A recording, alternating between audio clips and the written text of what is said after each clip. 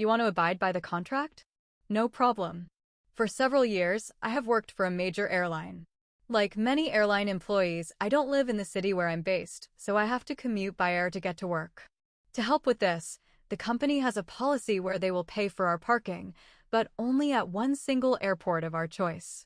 Now, my situation was a little unique.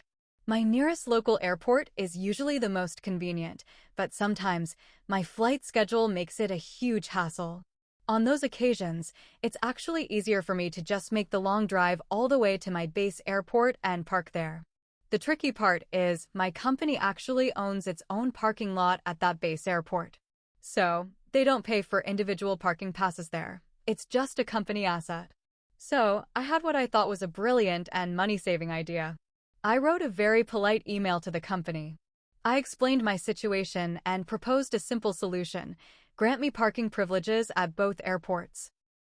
That way, on most days, I would use the paid parking at my local airport, which they cover.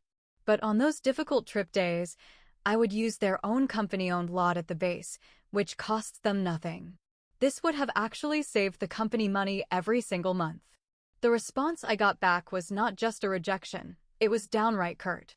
It simply read, "No. Your contract states that you can park at one location. Period." No explanation, no consideration, just a rigid, strict adherence to the contract, but only when it suited them. Now, fast forward a couple of years. The company signed a special agreement, called a Letter of Understanding, with my union. This letter was meant to address a specific scheduling issue that benefited the employees. Well, when I tried to use the rights granted to me in that very letter, my manager called me.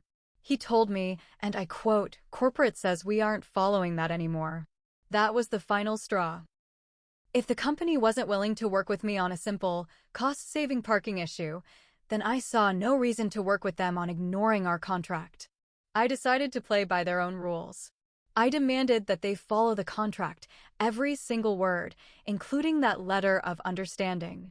When they refused, I immediately filed a formal grievance through my union. That grievance didn't just help me. It snowballed.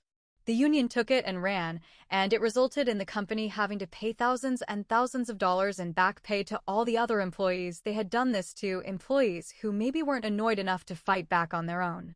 The lesson they learned, and the lesson I always tell my coworkers, is simple: if they insist on strictly following the contract, then they better be prepared for me to make sure they do, too. Every single time.